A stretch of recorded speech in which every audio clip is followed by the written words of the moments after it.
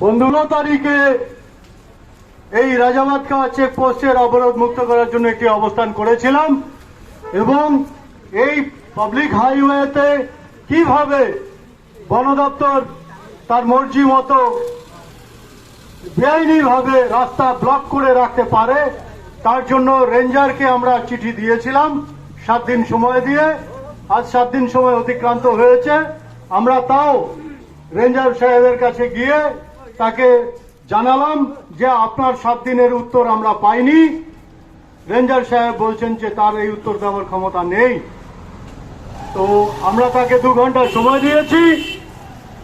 এবার আমাদের এখানে অবস্থানে বক্সা, লেপচাখা, আদমা, রামাটাং, চিলাবাতা, আমাদের লেপচাখা সমস্ত জায়গা থেকে, জয়ন্তী থেকে, হ্যামিল্টন থেকে, আলিপুরদুয়ারের নানা জায়গা থেকে নানা সংগঠন এবং সাধারণ মানুষ উপস্থিত হয়েছে এই জমায়েতে। আমরা এক এক করে বক্তব্য রাখব। আমি প্রথমেই আলিপুরদুয়ার ডিস্ট্রিক্ট ট্যুরিজম অ্যাসোসিয়েশনের সেক্রেটারি শ্রী মানব বক্সি মহাশয়কে বলবো তার বক্তব্য রাখার জন্য।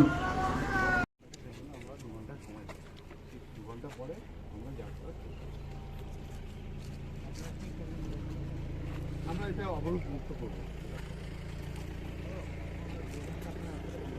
না, বন্ধ রাখবো। 2 ঘন্টা পরে আমরা অবরোধ মুক্ত সময়